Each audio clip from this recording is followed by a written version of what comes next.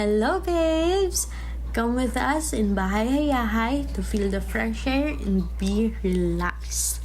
As you can see, the place is not crowded and it's so pretty.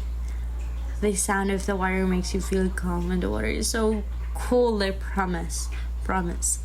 The place is so pretty that you would want to stay for another day or more, but it's so sayang lang kasi late na kami pumunta, so yung another few hours na dapat nakalublob na ako sa water is hindi ko nagawa. And as you can see, may mga bata, pwede kayong magdala pati pets. It's just that kailangan lang ng makakasamang mas matanda. And nag-wait na rin pala kami ng sunrise, guys. 5 a.m. nandun na kami, as in. And yeah, dyan, tapos na kami mag-coffee, magtinapay. Nag-init kasi si tita. And yung iba namin kasama, for sure, naghihilik pa. Kasi wala pa nga dyan, diba? As in, ang dami ko pang clips. Guys, na yung full video, kung gusto niyo pang mas makita yung places, nasa YouTube channel ko lang.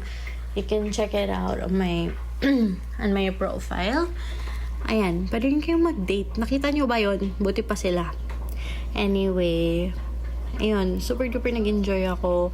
Maliban na lang sa ayaw magpa-charge ng mga nagbabantay dyan kasi inuuna nila yung phone nila. Yes. May bayad naman yun. So, pwede bang magreklamo? Kapag hindi, edi wag. Anyway, ayun na, nakapagbihis na ako kasi maglulublob na kami.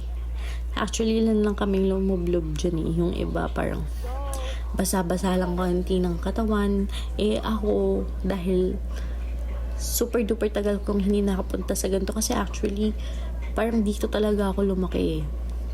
So, sobrang na-excite ako. As in, so, ayan. Super duper cold talaga ng water. I'm telling you guys, hindi lang talaga nabigyan ng justice ng phone ko yung water, yung color ng water kasi parang yung dark green siya but it's blue.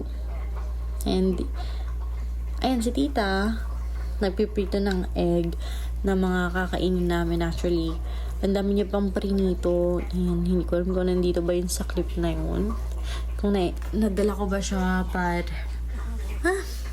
ang sarap kumain ng naririnig mo yung lagaslas ng water. Tama ba yun? Basta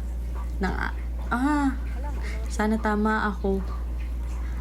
Ang hirap naman mag voice over kapag hindi mo alam yung mga bagay-bagay.